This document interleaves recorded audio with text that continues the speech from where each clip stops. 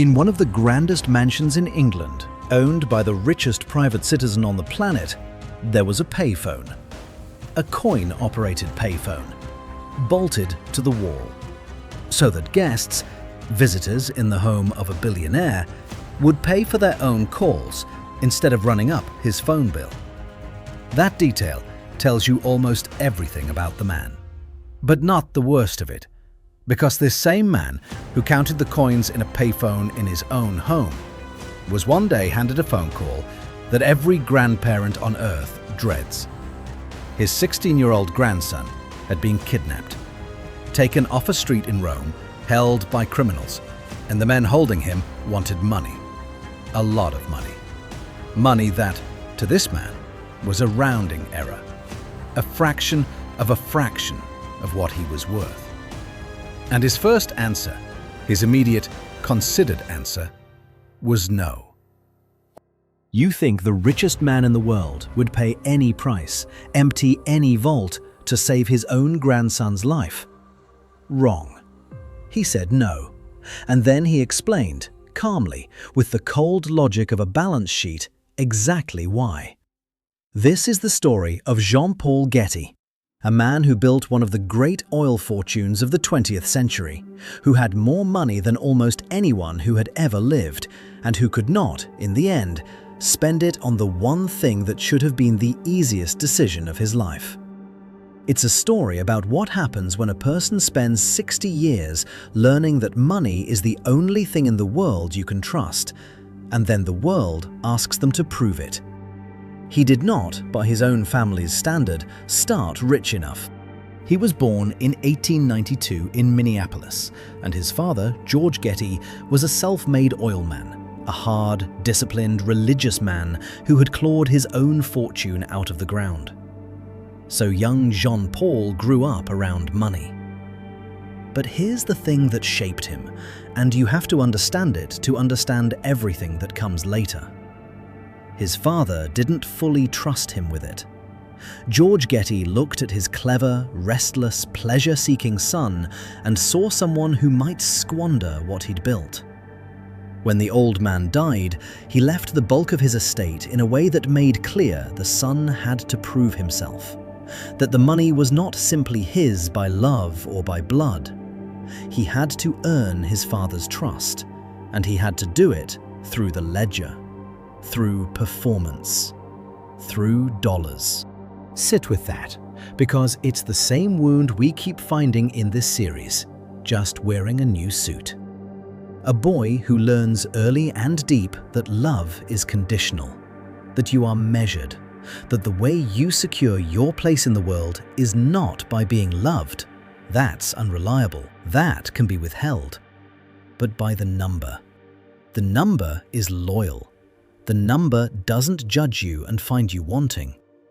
The number is the one thing you can control and grow and trust. So he gave his life to the number.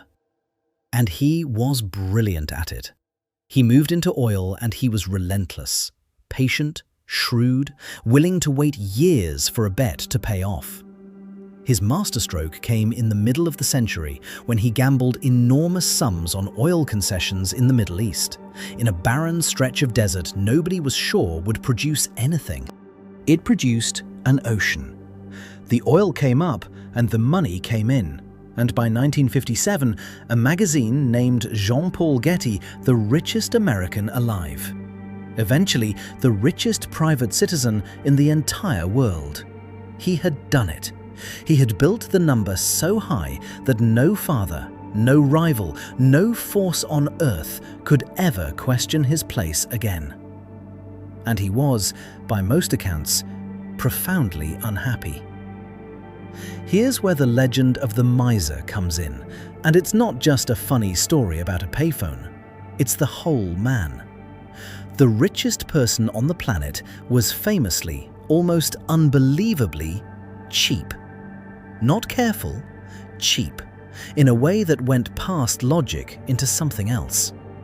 The payphone for guests was real. He reportedly washed his own clothes to avoid hotel laundry charges. He negotiated haggled and counted in situations where the amounts were meaningless to a man of his wealth. He bought a grand English estate and filled it with priceless art, and then policed the small expenses like a man one bad month from ruin. People found it baffling. How does someone with billions agonize over pennies?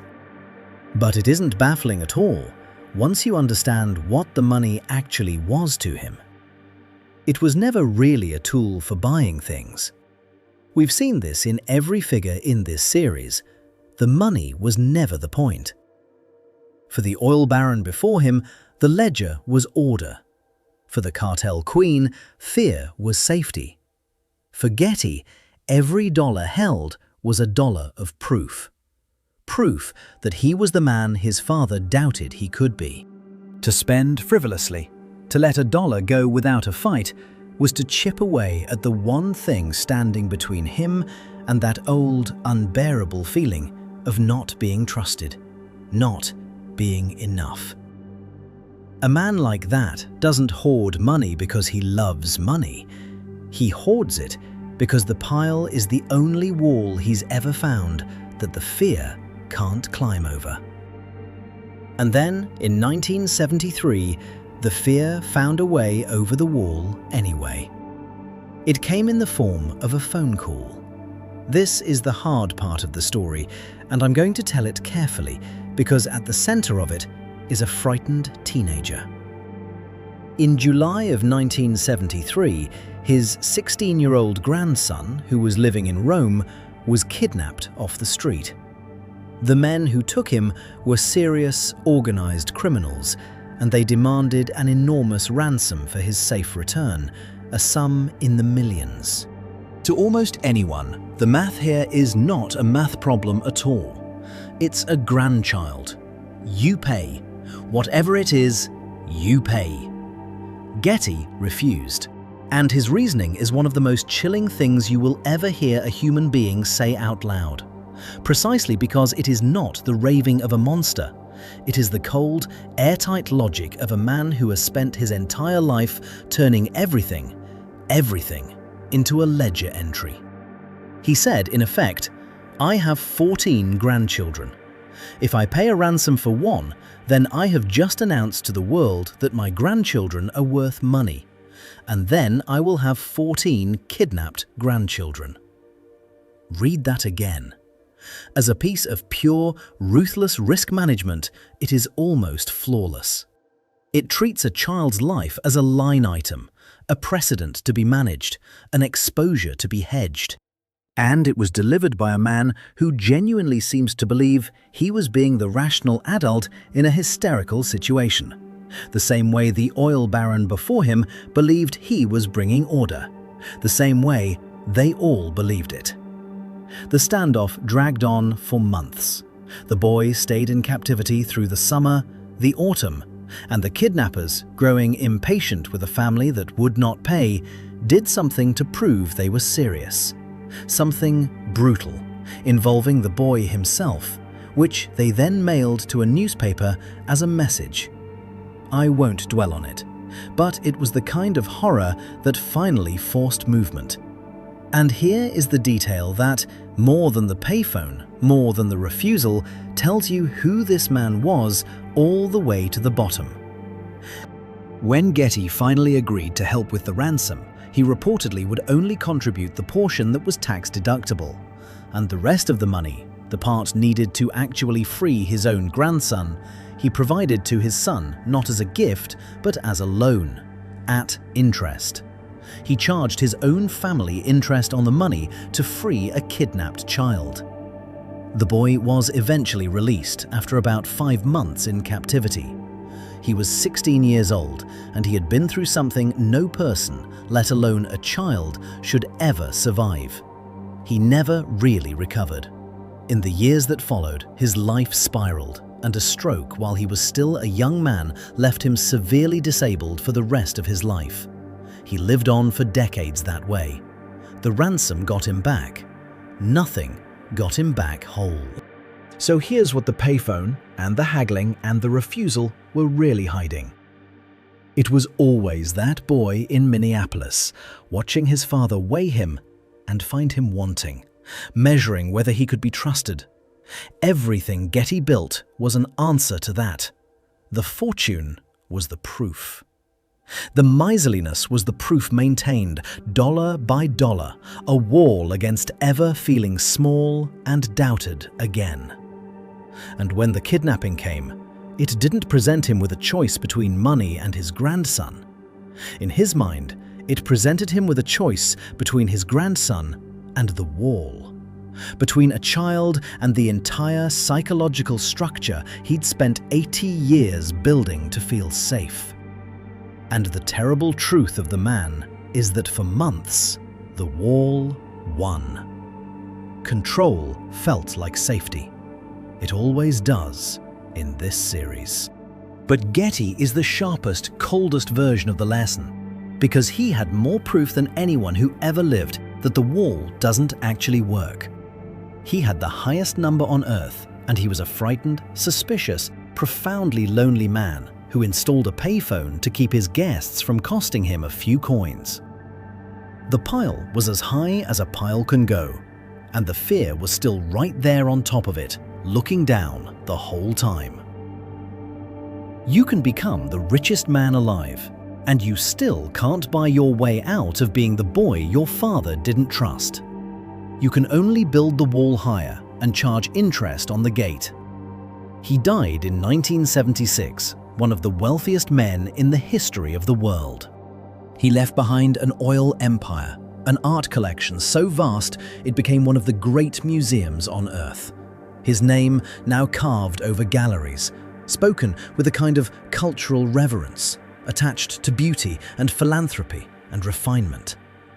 And he left behind a family fractured by money, a grandson who never recovered, and a story about a payphone that people still tell 80 years later. Because some part of us understands that the payphone and the ransom are the same story. The same man, the same wall. The most powerful people in this series all died with the same thing missing. The cartel queen couldn't feel safe. The conqueror vanished without a grave. And the richest private citizen on Earth, a man who could have bought almost anything that exists, sat in his grand house counting coins in a payphone, unable to spend the one thing he had the most of on the one thing that mattered most, until it was nearly too late, and for one of his own, far too late. He spent his whole life proving he was worth more than his father believed, and he proved it. He built the highest number in the world, and the boy who just wanted to be trusted grew into a man who couldn't trust anyone. Not a guest with a phone call, not his own son with a loan, not the universe to hand him back a grandchild without an invoice. That's the thing about building your whole life out of a wound. You can become the richest man who ever lived. And the unloved boy you're trying to outrun just sits down beside you on the pile of gold and stays there, counting, all the way to the end. If that landed, 2 quick things. Subscribe, because the next file is a man who got so rich and so powerful, he tried to do something none of these others dared. He tried to buy time itself, to disappear from the world entirely. And the way it ended is something out of a nightmare.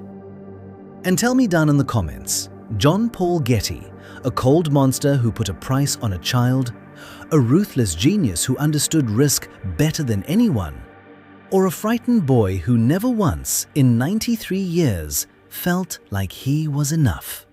I read every one. I'll be down there. This was the Mogul Files. I'll see you in the next one.